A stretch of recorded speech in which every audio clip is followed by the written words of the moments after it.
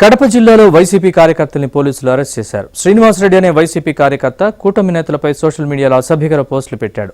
CM Chandrababu, deputy CM Pawan Kalyan, మంత్రి లోకేష్ పై గతంలో అసభ్యకర పోస్టులు పెట్టాడు. దీనిపై టీడీపీ నేతలు పోలీసులకు ఫిర్యాదు చేశారు. అయితే శ్రీనివాసరెడ్డి గల్ఫ్కు వెళ్లడంతో పోలీసులు అతనిపై లుకౌట్ నోటీసులు జారీ చేశారు. శ్రీనివాసరెడ్డి గల్ఫ్ నుంచి వచ్చిన వెంటనే పోలీసులు ఎయిర్పోర్ట్లో అదుపులోకి తీసుకున్నారు. అదేవిధంగా శ్రీనివాసరెడ్డి పోస్ట్ని ఫార్వర్డ్ చేసిన మరో 10 మందిని అరెస్ట్ చేశారు. సోషల్ మీడియాలో అసభ్యకర పోస్టులు పెడితే కఠిన చర్యలు తీసుకుంటామని పోలీసులు తెలిపారు.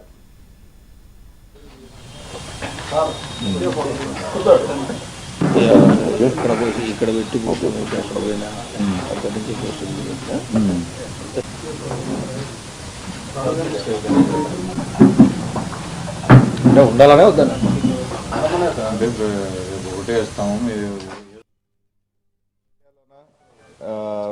ప్రజాప్రతినిధులపైన వాళ్ళ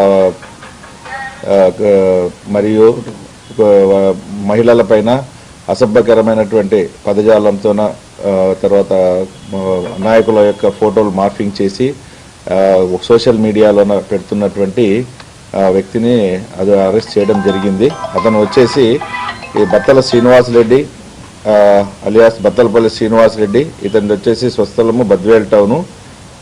ఇతని పైన చిన్నచౌక్ పిఎస్లో 3/11/2024 నందు కేసు నమోదు చేయడం జరిగింది. కేసు నమోదు చేసినప్పటి నుంచి ఇతను అబ్రాడ్కి వెళ్ళిపోయినారు, గల్ఫ్ కంట్రీస్కి. సో అందులో భాగంగా మనకు ఇన్వెస్టిగేషన్లో భాగంగా ఇతని పైన లుకౌట్ నోటీస్ అన్నటువంటిది జారీ చేయడం జరిగింది.